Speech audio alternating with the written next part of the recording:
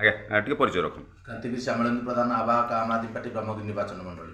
ଦେଖନ୍ତୁ ଆଜି ହେଉଛି ପବିତ୍ର ହୋଲି ପର୍ବ। ବର୍ତ୍ତମାନ ସାରା ବିଶ୍ୱ ଉତ୍ସବ ମୁଖ ପାଲଟିଥିବା ବେଳେ ହୋଲିର ଆଦାନ ପ୍ରଦାନ ଚାଲିଛି। ସମସ୍ତ ରାଜନୈତିକ ଦଳ ମଧ୍ୟ ହୋଲି ପର୍ବ ପାଳନ କରୁଛନ୍ତି। ଯେ କିଭଳି ଅଛି ବର୍ତ୍ତମାନ ବ୍ରହ୍ମଗିରିରେ ଆମ୍ ଆଦମୀ ପାର୍ଟିର ହୋଲି ପର୍ବ ପାଳନ?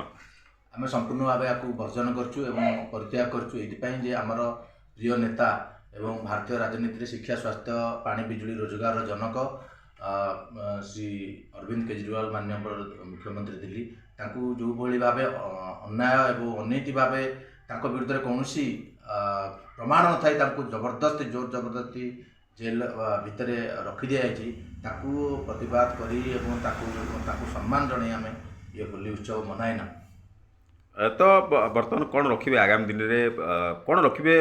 ଯେଉଁ ମୁଖ୍ୟମନ୍ତ୍ରୀ କେଜରିୱାଲ ଗୋଟେ ପଟେ ଜେଲ୍ରେ ଅଛନ୍ତି, ଆଉ ଗୋଟେ ପଟେ କର୍ମୀ ବର୍ତ୍ତମାନ ଅସନ୍ତୁଷ୍ଟ ଭିତରେ ଅଛନ୍ତି, କ'ଣ ବାର୍ତ୍ତା ରଖିବେ ଆପଣ ବ୍ରହ୍ମଗିରିର ସମସ୍ତ ଆମ୍ ଆଦମୀ ପାର୍ଟିର କର୍ମକର୍ତ୍ତାମାନଙ୍କ ପାଇଁ? ଆଜ୍ଞା, ଗୋଟେ କେଜରିୱାଲ ଜେଲ୍ ଯାଇଛନ୍ତି, ଏଠି ହଜାର ହଜାର କେଜରିୱାଲ ଅଛନ୍ତି ଏବଂ ଆଗାମୀ ଦିନରେ ଯେଉଁ ଚିନ୍ତାଧାରାକୁ ସେ ଛାଡ଼ିକି ଯାଇଛନ୍ତି, କାରଣ କେଜରିୱାଲ ଜଣେ ରାଜନୈତିକ ବ୍ୟକ୍ତି ନୁହଁ କି ଜଣେ ମୁଖ୍ୟମନ୍ତ୍ରୀ ହିସାବରେ ଖାଲି ଯେଉଁ ସେତିକିରେ ସୀମିତ ନୁହଁ। କେଜରିୱାଲ ଜଣେ ଆୱାଜ, କେଜରିୱାଲ ଜଣେ ଆନ୍ଦୋଳନକାରୀ ଏବଂ ଜେଲ୍ ଭିତରୁ ତାଙ୍କ ସରକାର ଚାଲିବ ଏବଂ ଏହା ସାରା ବିଶ୍ୱ ଦେଖିଲାଣି ଏବଂ ଜେଲ୍ ଭିତରୁ ମଧ୍ୟ ସରକାର ଚାଲିବା ଆରମ୍ଭ କରିସାରିଲାଣି ଏବଂ ସେ ପଠାଉଥିବା ହରେକ ବାର୍ତ୍ତାକୁ ଆମେ କାର୍ଯ୍ୟକାରୀ କରିବୁ ତୃଣମୂଳ ସ୍ତରରେ ଏବଂ ଆଗାମୀ ଦିନରେ ଏ ସତ୍ୟ ଯୁଗେ ଯୁଗେ ସତ୍ୟ ପରିସାନ ହୁଏ କିନ୍ତୁ ପରାଜିତ ହୁଏ ନାହିଁ, ସେହି ତଥ୍ୟକୁ ଆମେ ସାମ୍ନା ରଖିବାକୁ ଚାହିଁବୁ ଏବଂ ଏ ସତ୍ୟକୁ ପ୍ରମାଣିତ କଲା ପର୍ଯ୍ୟନ୍ତ କୋର୍ଟରେ ଏବଂ କେଜରିୱାଲଙ୍କର ଯେଉଁ ବାର୍ତ୍ତା ଅଛି ଶିକ୍ଷା, ସ୍ୱାସ୍ଥ୍ୟ, ପାଣି, ରୋଜଗାର, ତାକୁ ଜେଲ୍ରେ ଥାଇ ମଧ୍ୟ ହଜାର ହଜାର କେଜରିୱାଲ ତାକୁ ବାହାରେ ପ୍ରଚାର ପ୍ରସାର କରିବେ।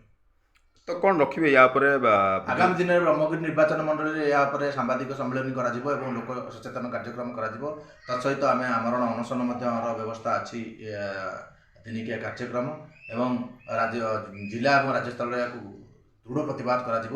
ଯେଉଁଭଳି ଭାବେ ଶରଦ ରେଡ୍ଡୀଙ୍କ ଠାରୁ କୋଟି କୋଟି ଟଙ୍କା 59 କୋଟି ଟଙ୍କା ନେଇଛନ୍ତି ଭାରତୀୟ ଜନତା ପାର୍ଟି ଇଲେକ୍ଟ୍ରାଲ ବଣ୍ଡ ଏବଂ ଓଲଟି ତାଙ୍କରି ବୟାନ ନେଇ କେଜରିୱାଲଙ୍କୁ ଆଜି ଆରେଷ୍ଟ କରାଯାଇଛି, ଏହାକୁ ଦୃଢ଼ ପ୍ରତିବାଦ କରାଯିବ ଏବଂ ଏହି ବାର୍ତ୍ତାକୁ କିଭଳି ଭାବେ ଭାରତୀୟ ଜନତା ପାର୍ଟି, ବ୍ରିଟିଶ ଜନତା ପାର୍ଟି ଲୋକଙ୍କ ଟଙ୍କା ନେଇ କୋଟି କୋଟି ଟଙ୍କା ଲୁଟି ଏବଂ ନିରୀହ ଲୋକଙ୍କୁ ଜେଲ୍ ଭିତରେ କାରାଗାର ଭିତରେ ବନ୍ଦ କରୁଛି, ତାଙ୍କ ଆୱାଜକୁ କିଭଳି ବନ୍ଦ କରୁଛି, ଗଳା ଦବାଉଛି, ସେ କଥା ଆମେ ଲୋକମାନଙ୍କୁ ନିଶ୍ଚୟ ପହଞ୍ଚାଇବୁ ଏବଂ ଆଗାମୀ ଦିନରେ ସଫଳ